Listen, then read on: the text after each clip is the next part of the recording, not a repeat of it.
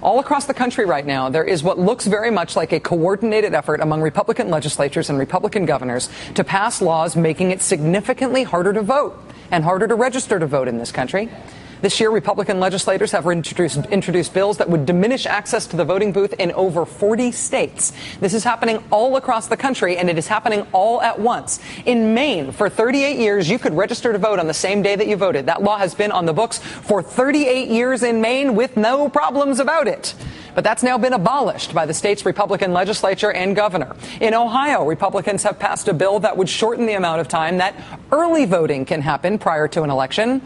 Because, not like Ohio has had any issues with access to the polls on Election Day and long lines at their polling places. Because the Supreme Court has ruled that you can vote where you go to college, college student IDs have long been accepted as a valid form of voter ID, no longer in South Carolina, thanks to the Republican legislature and the Republican governor there. In Florida, Republicans have just passed a bill that makes it harder for third-party groups to register people to vote. The new law is so draconian that one of the oldest and most respected voting groups in the entire country, the League of Women Voters, the paragon of we're not controversial, we're just civic-minded.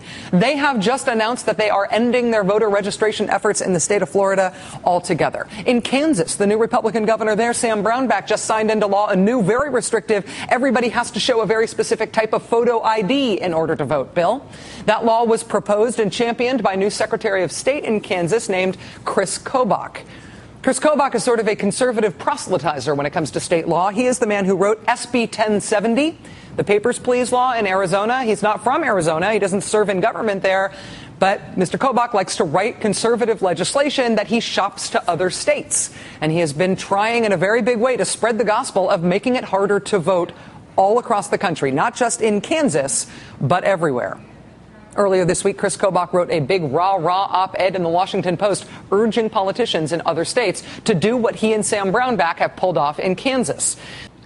Occasionally, Republicans tip their hand on this, as they have done in Texas, when Texas Republicans were cranking down voting rights, making it harder to vote in that state than it has ever been before. Texas Republicans carved out an exception to their new you have to show an ID to vote now rule.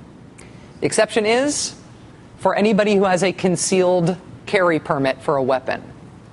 What do you think it is about having a gun that makes the Republican legislators of Texas relax about your eligibility to vote?